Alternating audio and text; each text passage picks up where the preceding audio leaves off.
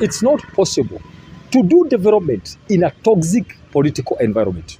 Let me say this again. It is not possible. Anytime development sees conflict, it runs away. I'm fully aware of the doctrine of collective responsibility of cabinet. But since I'm also a victim of the abductions and serving in this government, I've not gotten any answers as to why my son was abducted, held incommunicado, and nobody gave any reasons for that abduction. Welcome back to Turning the Mirror podcast. At the hot seat, I'm here with my co-host Kwach, and today we want to bring you the reflection of politics and governance in our country, Kenya. And welcome and join us in this conversation. And we recently saw President William Ruto visit the former President Kenyatta, and after that we saw the collision between the Kenya Kwanza government and the Jubilee Party, and we saw some persons get to government, and the core reason that the president was going to see President Ruto. He wanted to quell maybe the issues that have been unpopularity that has been waving in the Mount Kenya region. Is it working out for him? Politics, you have to strategize. We can pick it all the way back when Ruto was just an inch from getting out of the government, or from being pulled out of the government by the Gen Z protests. Then the president ran to the support of Raila Odinga. And so by getting in Raila Odinga, he got 5 CSs from the ODM. That is Joho, Mbae, Wandai, Oparanya, and Askul from Turkana. But then the 4 CSs actually holding major positions in ODM and having seen as endorsement from Raila, then forming the broad-based government, made Ruto survive from being actually ousted out of power by the Gen Z who were seriously begging for his blood. Then after that, you can tell, because nowadays whenever protests are called, you'll see Kisumu out of it. Kisumu, which is known for protests, is always out of it. A good number of also the young men from the Luo land are always out of it. In as much as you realize some of them, a good number would want to come out, but then you know how rough it can be in Luo Nyanza when you go against what Raila wants. You would be on the streets, and then other people would come to counterattack, and it would be messy. So with that in place, Ruto knew that, okay, he's now safe in power. But then the next thing is, how will he get back to power in 2027? Luo Nyanza has no tangible or substantial votes. And even the ones they have, they normally don't come out in numbers. The turnout whenever it comes to voting is always low. So he has to run back to the mountain to seek for votes. And that is why he went back to Uhuru Kenyatta, because again, there's a serious uprising in Mount Kenya region. And with that alone, it's an area with a big number of voters, and they normally vote as a block. So aside voting, possible voting, seeing them vote against Ruto, it is also very, very possible to see them now maybe organize and come out to protest, which is not known anyway for the people from the mountain. So after going for Uhuru's help, Uhuru gave him his people. We've seen Mutahi Kagwe in place. That is a former CS for health. And actually in 2013, he was the senator for Nyeri. We've seen Nderitu Muriithi, the former governor of Laikipia. We've seen Lee Kinyanjui, former governor of Nakuru. And we've seen former governor of Kiambu also, William Kabogo, join who are appointed to join the cabinet. Of course, they are still waiting for the vetting of the parliament. So if they are vetted and they get in, we are not sure if this can actually quell the tension growing in the mountain. But then again, looking at how things are, you can comfortably tell and comfortably say that in as much as he is bringing these people in, if at all I were any of these people, I would decline. And I would say, thank you, but no. because you are all these people apart from William Kabogo, the three, Mutahi Kagwe, Ndiritu Murithi, and Leki Nyanjui were very key in actually campaigning against this government. Yeah? They were seriously campaigning against this government before it came to power and even after it came to power. So with them getting in, you are like, you are getting into a sinking ship and you are seeing it sink. So you are kind of very ready to die with it. Yeah. So I don't see if at all this will quell the tension in Mount Kenya region. Oh yeah, sure. When the political environment as it is today becomes so toxic, when people are standing leaders abusing other communities openly, when they are abusing other people, how do you take development to them as government? If today I go on radio or TV to begin talking about projects, the people are hurt because they were abused very badly. It cannot work. So either we decide that we suspend performance and delivery of government until after the elections, because it's not possible to do both. Toxicity in the atmosphere cannot go hand in hand with performance and delivery. So I'm an expert on leadership and governance, I can tell you.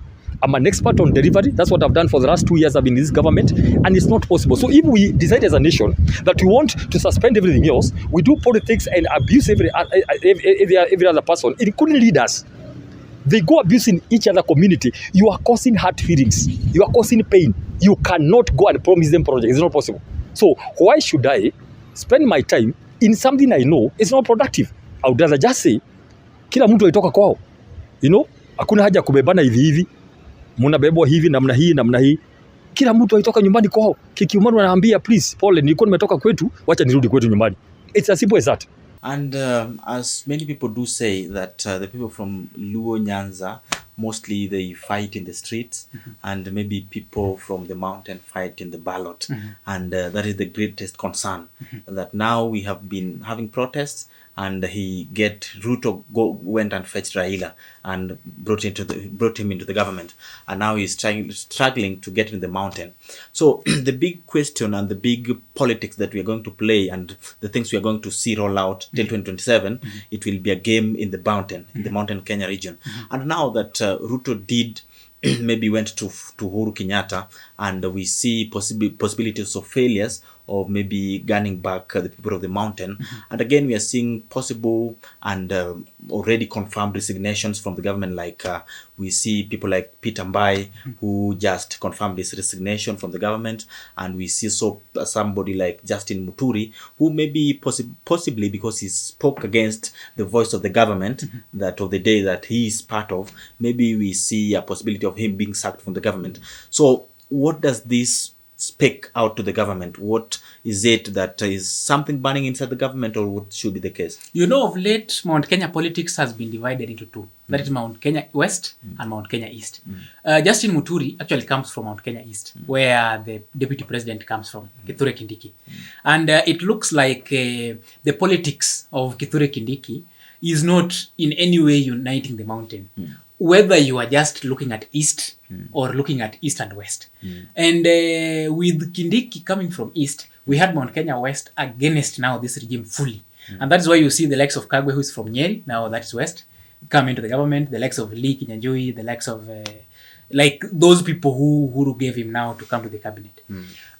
We are seeing a possible shift in the politics of Mount Kenya, because with the resignations, we expect to see a lot of resignation, more so done or led by the people from the Mountain Kenya, from Mount Kenya region. That is, be it the CS positions, PS positions, and also a mass walkout from the UDA party, being led by the members of parliament and Senate, those who are elected by the Mount Kenya voters. And this speaks volumes, because somebody like Justin Muturi, it's either he will resign or he will wait to be sacked. If he's sacked, we are seeing a possibility of Ruto trying to again still maintain the Mount Kenya East votes because he's looking at a possible 1 million or more votes from Mount Kenya East. But then Kindiki cannot bring that. As things stand, Kindiki cannot bring that.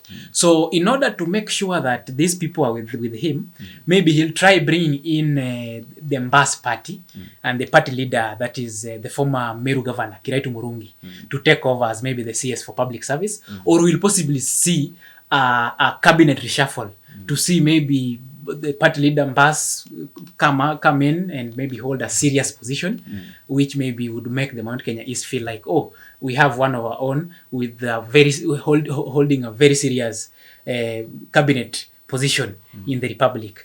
And then we're also seeing a possibility of Justin Muturi coming out to maybe contest in the next general elections as maybe the governor of Embu. And so that means there's a possibility of him coming in with the Democratic Party because he's a member of the Democratic Party, and he even planned to contest for the 2022 presidential elections as a president in the DP ticket. So we possibly will see him go for the governor of Embu, and that means that Ruto might as well lose on major positions in the mountain, all the way from MCA to the president. And do you think Mbae's resignation and maybe the other threats of resignation within the government for the persons who come from the Mount Kenya regions who are included in this government, is it true that it is influenced by Rigathi Gachagua, or is just these personalities who are just getting out to position themselves with the influence of Rigathi Gachagua? Because he recently said that we are waiting for his statement, maybe possibly a party that he wants to launch or to speak to the public or of his next steps in politics. So is it that these people are trying to also position themselves with the influence of Gachagua in the mountain, because it is something that it's known by everybody that Gachagua has possibly earned the better part of the mountain? Two things are involved here. You see, somebody like Dr. Mbae, I don't really see him actively in politics.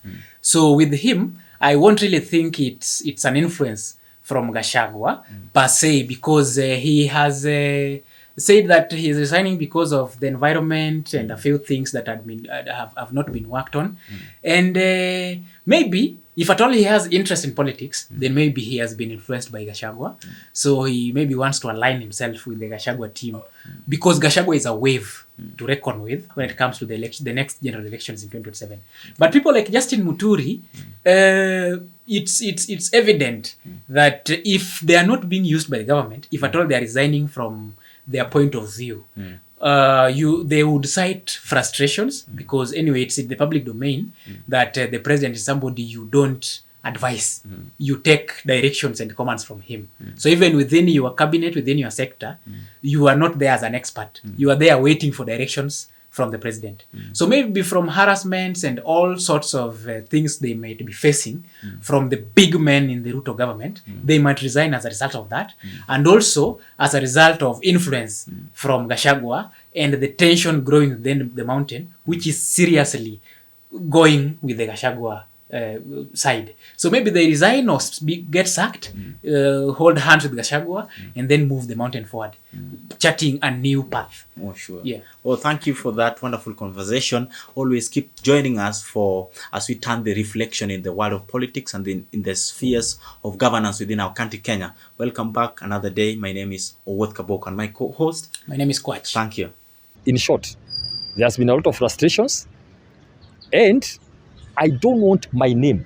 I have a history. I have a record where I've come from for the last 10, 20 years, where I've worked before in my county of Nakuru. What I've done, I don't want to come and mess it here because I got a job. If the work cannot be done, I don't want to be associated. Because what will happen, one day somebody will ask me, why didn't you deliver? Then I'll say I had issues. They will ask me, why didn't you say then? Why now? Then something will happen. Everybody will go. It will be said that the guy who is head of GDS is this one. I better speak early today to say, I don't think the kind of how the government tracking delivery work is being done is going to produce the results that we promised Kenyans. That is what I think.